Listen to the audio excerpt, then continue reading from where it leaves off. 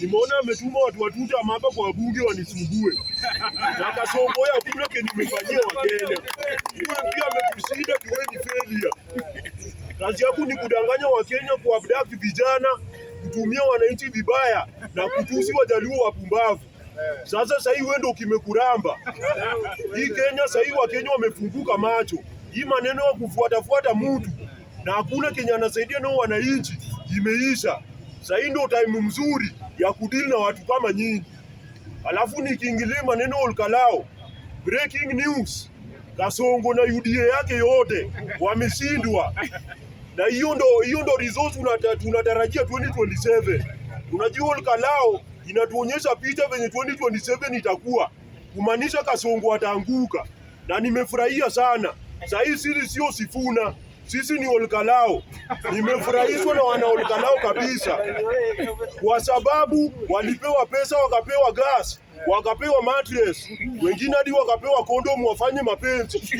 Lakini baada ya mapenzi wakajua ni nani watapea kura. Na ndio kwa maana DCP imeshinda na UDA ikashindwa. Na hivyo ndio venye tunataka kwa 2027.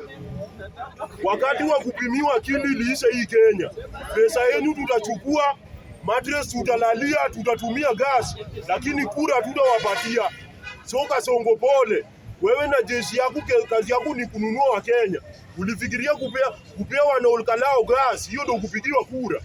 My friend, atuangalii na sasa hii Kenya atuangalii pesa. Hadi wewe ukikuja uniite State House ati yeye hawachukua hii milioni 5 usinipinge. Nitapotea na hiyo milioni 5 yako. Na pale kwa debe najua mwenye nitapea kura. Kwanza usicheze na mimi niko na kadi. Niko kadi na hiyo kadi yangu ni mpya. Bado haija expire. So wana Olkalao, nimefurahishwa sana na tabia yenu. Na Wakenya mkopi example kutoka kwa hao majamaa. Sisi sio nani? Sisi sio Sifuna, sisi ni Olkalao. Kumaanisha sasa hiyo inamaanisha sasa Wakenya hatubebewi akili. Sasa hii hatuangalii pesa, tunaangalia uongozi. So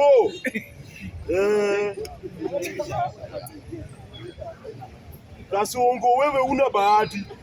Hiyo pesa yako tutaishambulia tu kama kawaida. Asante.